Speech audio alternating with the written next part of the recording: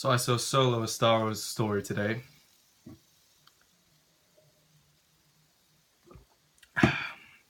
What did I think? I fucking loved it.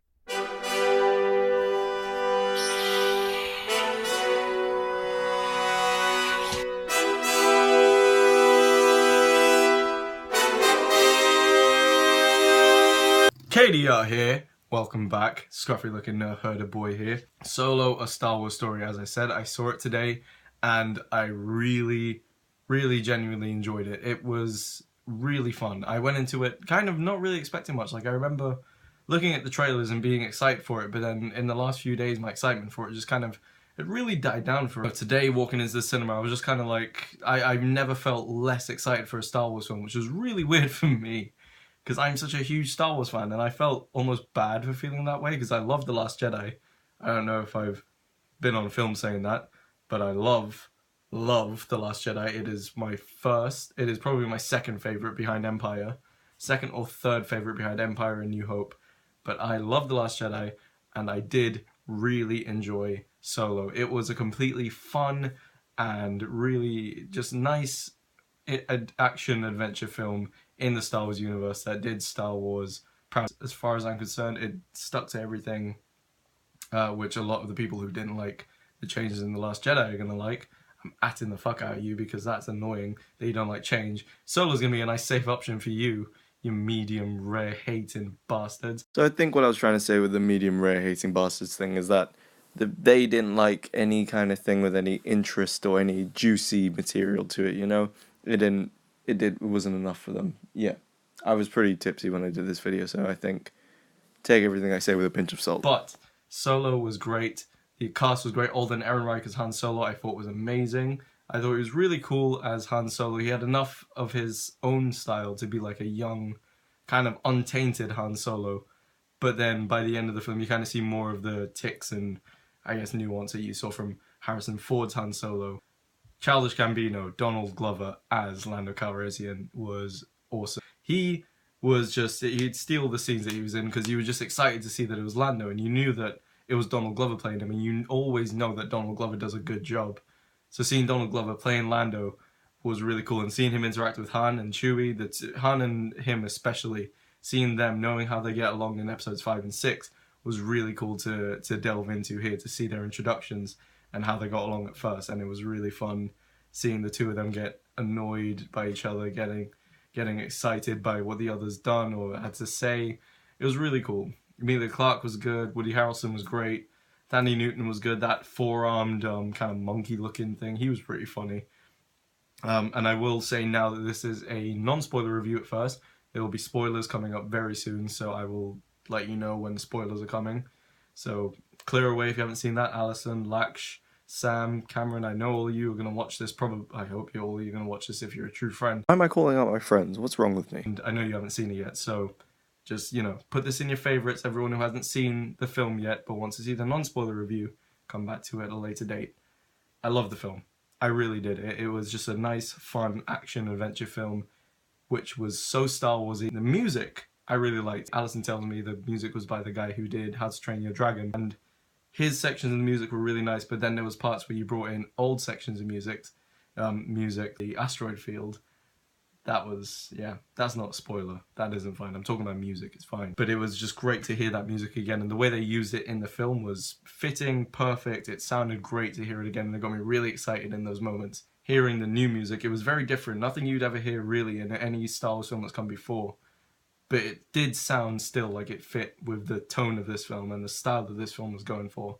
So it worked in my opinion, and I really did enjoy it. But the droid I enjoyed. I liked L337, I believe her name is.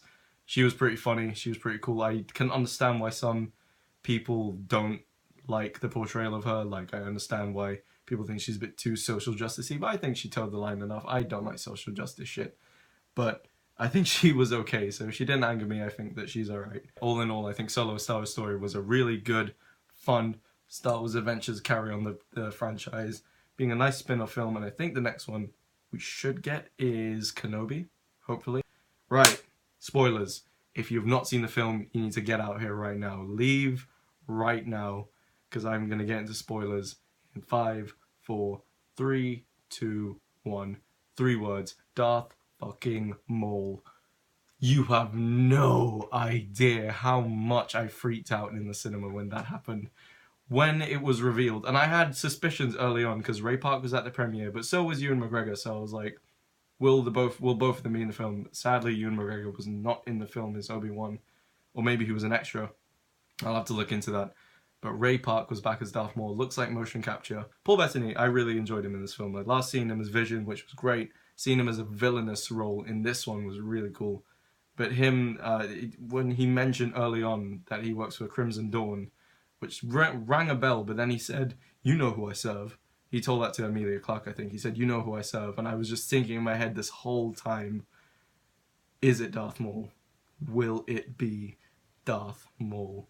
And then when they revealed it at the end, as soon as I heard him speak, I was like, that is Sam Witwer doing the voice. I'm sure of it. I have not checked. I do need to check. I'll check up in a second. You see the laptop's ready for research after. I'm going to find out. I really, really want to know if that was Sam Witwer, but I'm pretty sure that was Ray Park doing some motion capture. Was it a bit silly having him ignite the lightsaber for literally just 2 seconds and literally just to show the audience that he has a double-sided lightsaber, sorry. Yes, of course it's stupid, but isn't it something that we all want to see? Fuck yeah, it is. It's the greatest thing. You all know, if you've been following my channel for a while, you know that Darth Maul is my favourite character in the whole Star Wars universe. And I've met Ray Park. This picture here, I've met Ray Park.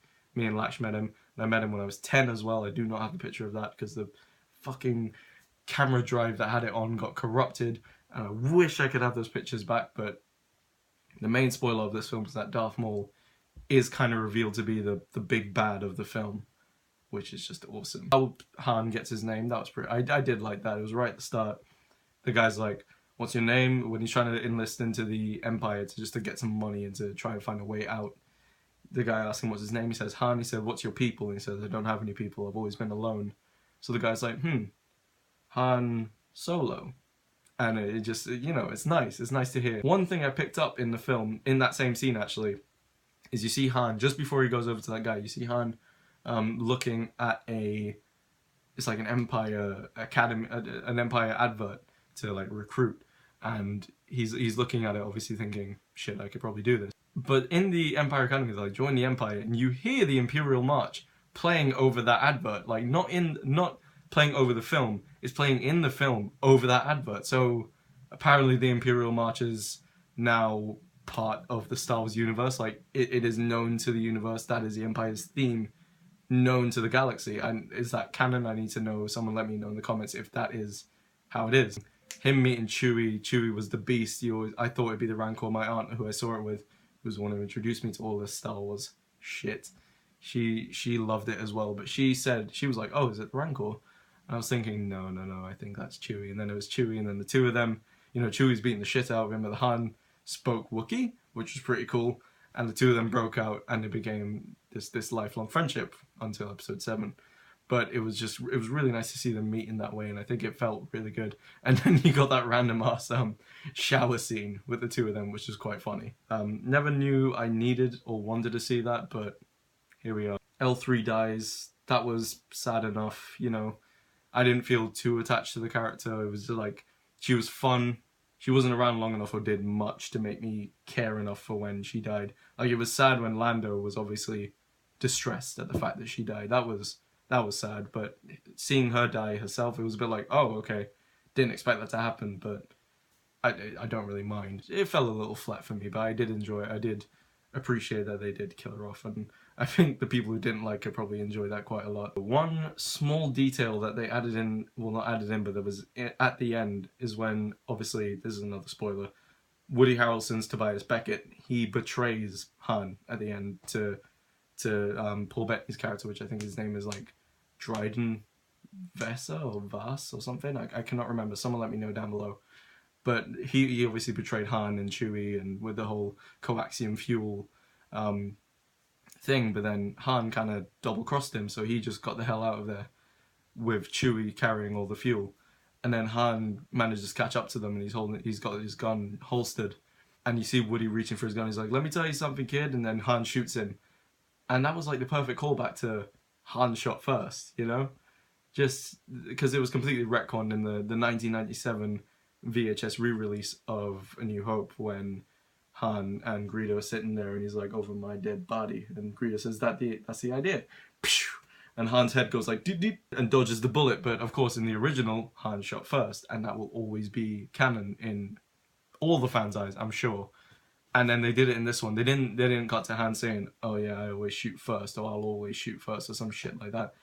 Han did shoot first because he knew that that was the only way he was going to live, and that plays so true to the character of Han Solo that I'm glad that they didn't do it in this ham-fisted way, but they did it in a way that, you know, it really just kind of echoes the character of Han Solo that has always been around since 1977 in the original Star Wars, and that was so great to see.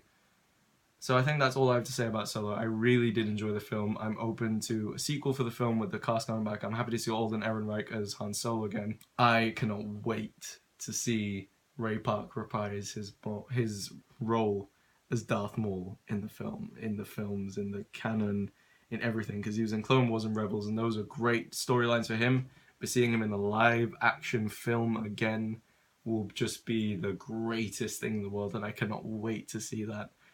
And hopefully he'll appear in the Kenobi spin-off film with Ewan McGregor.